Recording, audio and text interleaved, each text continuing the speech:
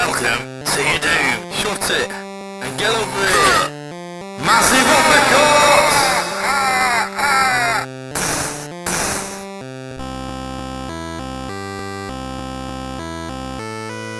Hello and welcome to another edition of the JabJab Show. Now today, yes, as you can see, I'm back here in my studio or in my computer room, whatever it is. You know, this is one of the videos I want to make for a while. It's just kind of, there's another video or two that are going to be connected to this. It's connected to the video I made a little while back talking about the closure of Games TM and Games Master magazine, and in that video I mentioned, you know, it's the state of affairs where, you know, a lot of the information now is online and all the rest of it. You know, we live in an age where we don't have to get magazines and other newspapers and stuff to get our research information regarding things. Video games is obviously one of the sectors that have been hit, as every outlet, every subject in whatever magazine, newspaper, things like that has been hit because of the rise of the online information. Anyway, digress a bit. So it's kind of related to that, basically. So I've got here with me a very select few whatever of magazines I've collected over the years, and that means maybe something to me in one way or the other. Now, this one, it all began for me with this issue. This is Your Sinclair. This is issue June 1989, almost 30 years ago. Okay, I bought this from eBay fairly recently. I didn't have my original copy of this issue because I remember some lad wrote something around here. That's just a silly word or something. Not like a bad word or anything, just a daft word. And it always reminds me of like him go, I know, we can write this, and he did it. But basically, Your Sinclair. Back in the day, I was a Spectrum user, Spectrum 48K, and then later on 128K plus 2. But anyway, this is the first magazine I bought. And this set off a whole chain of events or something in terms of magazines. It's not the first thing I bought me. And before these, I bought comics like Beano, Dandy, Whiz and Chips, Buster, things like that. You know, I'd just read them every week and get tons of them every week. But this was the first magazine I got. Basically, you got a cover tape with each of these. Okay, and I remember a few months before I'd seen, I think it was another Your Sinclair from a few months before with a tape on it, and I knew obviously the Spectrum runs tapes. You know, the games on the audio tapes, and I looked at this magazine and it had a tape on it. I can't remember which issue or anything it was, and it said, I can't remember the game, it said something, a playable demo or something. Now I didn't know what a playable demo was. I knew what each word was, what meant, you know, but I didn't know what that was, so I didn't end up getting it then. I just thought, like in June '89 or whenever I saw this in Asda, I think I got it from Asda for £1.60. I thought, okay, I'm just going to bug it and let's have a go. Let's see what happens when I buy it. So I bought it with the cover disc and with the various things. I mean, there was this, there was Crash, there was Sinclair User, big three for me for the Spectrum, the coverage, and I don't have any of them original ones left. This was got from eBay a short while ago, just to, you know, highlight the fact that it's a historical magazine for me personally. I must have sold them. I had a ton of magazines. I'd buy them every month. You know, all these three magazines, pretty much every month because of the cover tapes. You know, which I may or may not like go into on a separate video. And I must have, like back in the mid-90s or something, when I was into the Mega Drive and things, and you know, I thought, wow, these Spectrum magazines are kind of taking up the room. I must have sold them all on car boot sale for dirt cheap, whatever it was, something like that. So basically I don't have them all now. So yeah, so this is my first magazine I bought, you know, and I'm just going to go through these various magazines. I got this is not the cover, this is an old computer and video games magazine from 1984. It's got like you know, classifieds in and what have you. I thought it was a little earlier than this, but it's got for example, Tapper, an advert for Tapper for the various platforms, Music Monty, and also I thought it was like 1982-83. But it's actually I'm saying 84 because it's got an advert for Ghostbusters, you know, an Activision game. So that's 1984. I got that magazine, Computer Video Games. That's one. It was. I don't know if it still holds the record, but it was one of the longest running multi-format magazines, you know, I think in the world. So that was in 1984. I started buying that like a few years after. And like I say, my first game magazine was in video game magazine was in 1989. So yeah. So cut through to you know, getting the Spectrum years and whatever. What happened then? I went to the 128 kilo plus 2 in 1991. In 92, I changed from there to a Mega Drive. Now this is when, for me, and for a lot of people maybe, the Mega Drive came along and the whole console gaming really took off. I mean, obviously you had the NES and the Master System. The NES didn't really do much. Like people who I was mates with, I knew a few people with them. Likewise with the Master System, it was the Mega Drive that really kick-started everything for me as well, in terms of the 16-bit era and the whole Sega Nintendo rivalry that really, like, kind of, for me, you know, the rivalry was a big thing back in the early 90s.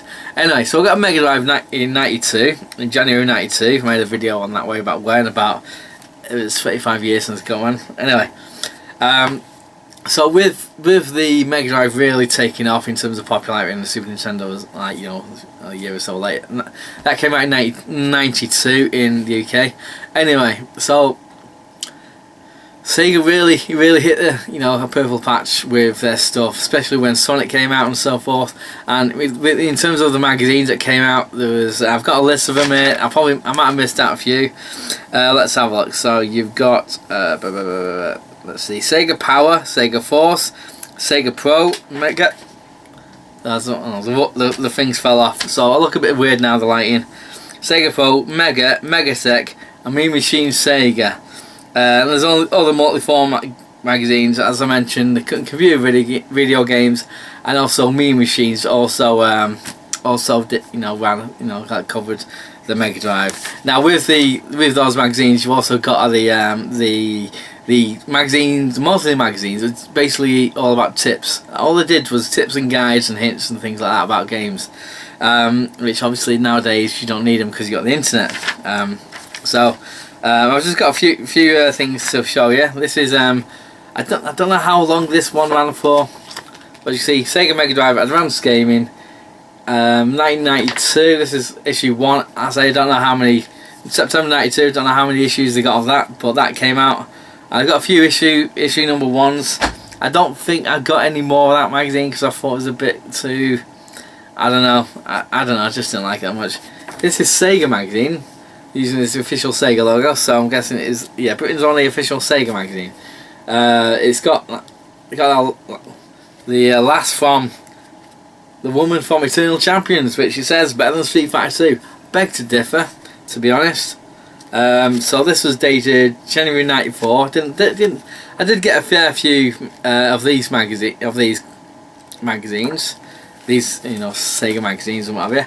As I say, much like with the Spectrum magazines when I sold on the car boot sales, I must have done something different with the Sega magazines. Now, our next one. This is no real order. It's the order I'm showing you is in kind of order, but it's not, or something. I don't know. I highlighted this in my video regarding the closure of the magazine. This is January 93. This is issue 1 again. Multi-format. I didn't much like the magazine myself. I did get a few more issues, but I kind of fell out of favour with it. You know, for other magazines, you know, which I'll touch on later. Okay, next one I've got is Mean Machine Sega. Now this is after, I should say, Mean Machine split into two brands, because they started out Mean Machines, and they made a decision that was on point to, you know, split it. So you got Mean Machine Sega, and you got Nintendo Official Magazine. Now I don't have any Nintendo Official magazines. I did have quite a few of them. I will mention. I'll just comment about this first.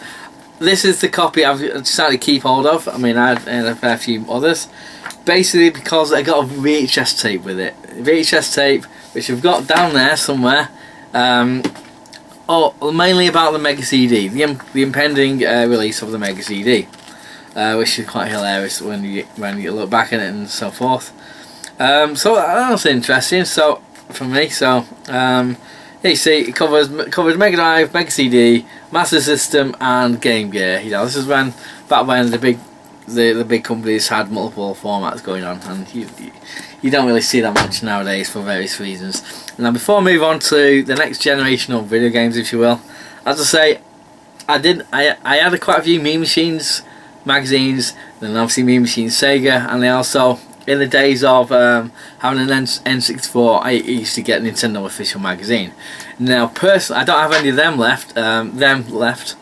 I used to get them every month for a while. Then I just got sick of them. Basically, in my opinion, being an official Nintendo magazine, it was, obviously biased towards Nintendo, and it wouldn't really, wouldn't cover any other PS1 or anything else that might be coming out or is out. Now, the problem maybe is when I was buying a Nintendo official magazine back in the late 90s, about 96 to 99 ish, give or take.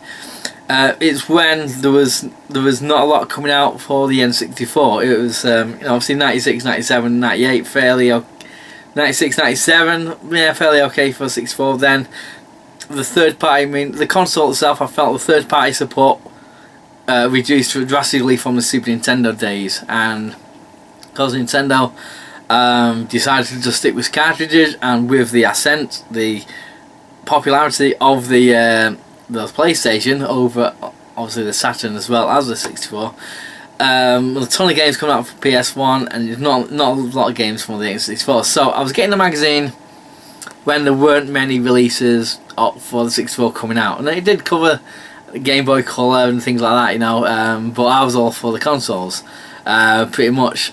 So I just got kind of sick of literally reading the same things, because this would tie in as well with the ascent of Pokemon as a thing.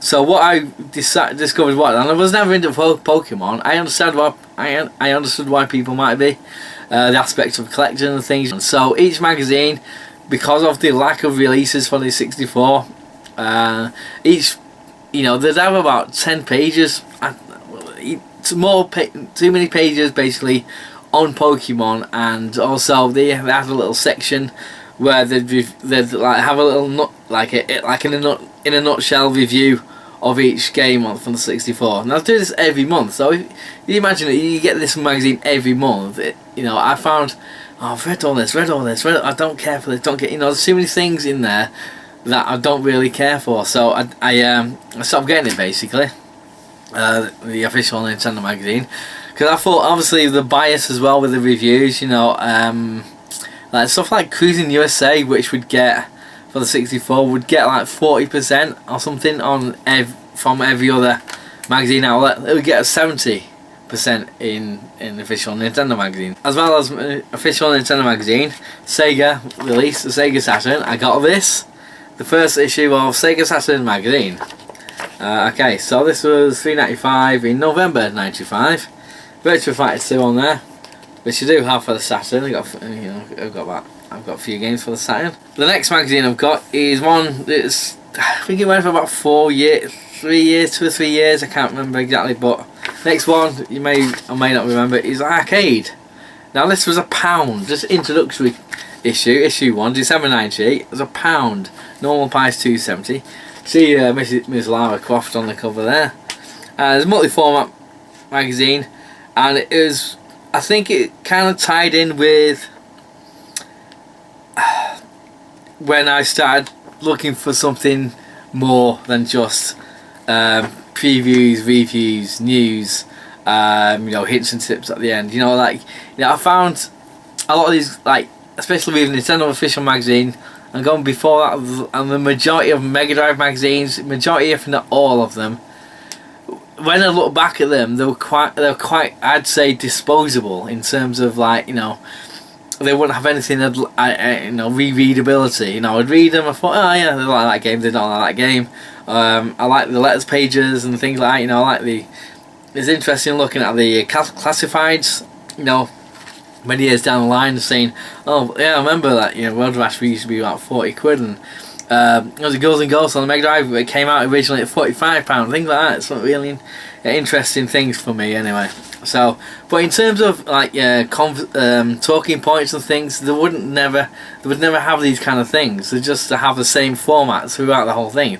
They'd have the editorial stance, they'd have the biases here and there, and on the kind of things. But you got to think, maybe you look about the readership and the games, the people who played the games back then. It was more of a teenage boy market. Like me, I certainly subscribed to the spotty teenager in the bedroom. Instead of studying, revising, doing homework, I'd be on Streets for Age 2 and things. So it would, the editorial and the layout and everything more or less kind of reflected that kind of like games. Now with Arcade, the magazine, yes, it is multi-format. It'd also have, I think, I'm not sure if this first issue would have it, but they'd have a film section, they'd have other sections and stuff. It'd have like some of the advertising, I think, and I'll have to look at it properly again, but I think maybe not just, let's see, a case in point, what's that doing on the video games magazine? I don't know. Advertising razors and stuff. So they were going, so maybe it's my time to just grow up a little bit in terms of like demanding more from magazines, so that was that. And another one, I think this is another short-lived one, Control. It's multi-format, issue 1, November 98, again, 98. Banjo-Kazooie advert. But I don't think they ran for that long, and I've not really looked them up.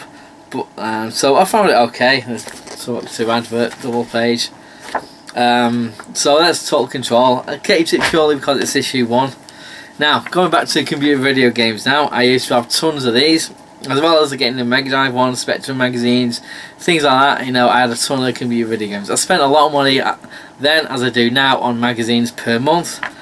Okay, so this one, they've had a few revamps over the years. Magazines do like revamps now again, they change the font and things. This one is issue 218. I kept this one purely because 100 greatest games of all time. Back when I got this was like late 90s, I guess. This magazine. Let's have a look. Oh, what adverts has it got in? What's it? Sorry, I've not looked in this properly for a while. Yeah, it's covering N64, PS1, kind of thing. So yeah, you're looking at late 90s. There's a Donkey Kong 64. Is it review? Yeah, review. So yeah, it's about 98, 99 or something. Donkey Kong 64 is a good one. Anyway, so yeah, it was. I got purely for the top 100 of all time, which I don't agree with. They're all subjective, and anyway. So that's why I kept them. I'll say, I had loads of these back in the day. Next one I've got, you're going further on, Dreamcast. I'm not sure if this is the official one. Yeah, the official Dreamcast magazine. So this was a special issue, 1999, for $4.99. You got to think, 20 years ago, $4.99. That's going rate for a lot of magazines now. So this is quite a. I think I got an extra bit as well to this as well. I can't remember. So basically, introduction to the Dreamcast, getting reviews, got reviews. There's Echo there. We've got adverts on the back and things. It'll be interesting to look through that again. I just keep these because they're first issues and things. I don't know if we got many more Dreamcast ones.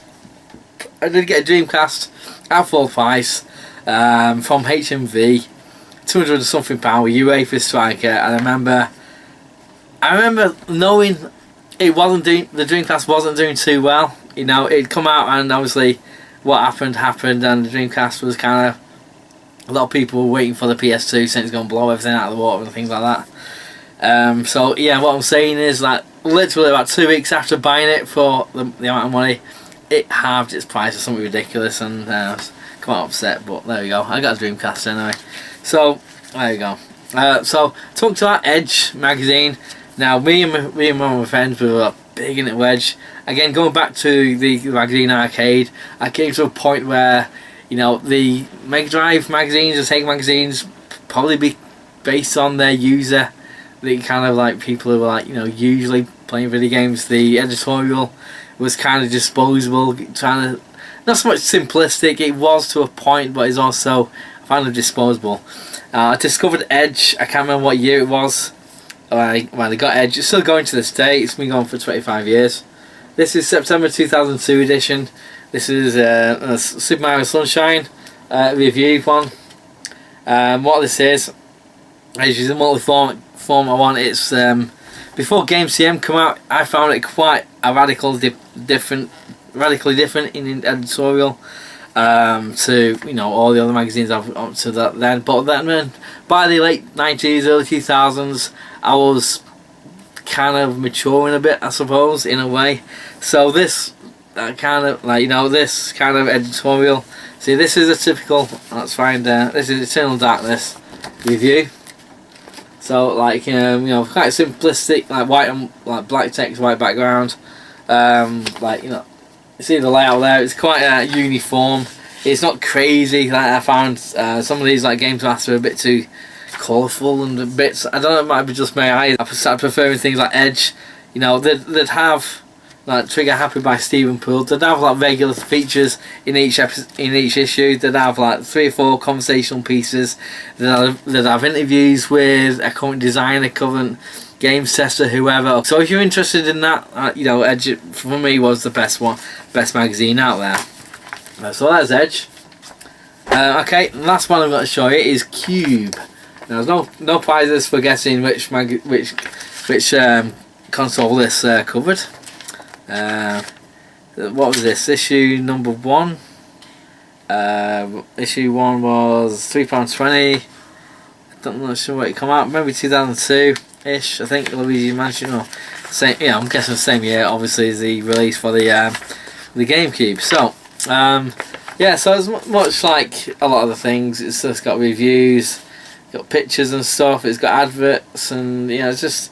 I got this again, issue 1. I got a fair few of these because the GameCube was my console of choice. I mean, yeah, obviously lots of love for the original Xbox and the PS2, which is at the time, you know, give or take a few years here and there.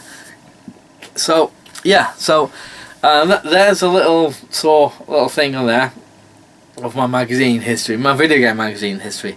Now I do buy more things now as one matures, if you will. My interests have grown exponentially over the years. So I'd like to make a video just highlighting what I'm currently reading, what I regularly read, and things like that. Just for the heck of it, just to show, because I want to get more personal about things on my channel, which I've done a lot of videos concerning, you know, my mental health and anxiety, things like that. You know, just change it up a little bit. It'd be interesting to go through some of these video magazines, dedicate a video to them as I'm flicking through certain magazines. So if you have any memories of any of these magazines, or just any other magazines, because obviously, you know, I'm talking about 30 years ago ish when I bought my first Spectrum magazines.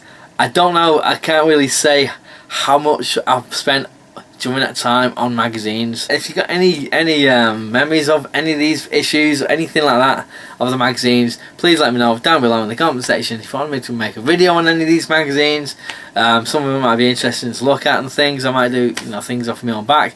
We'll see how it goes. So let me know in the comment section. Thanks for watching, everything like that, and I'll see you soon. And like the new siren says, send the word.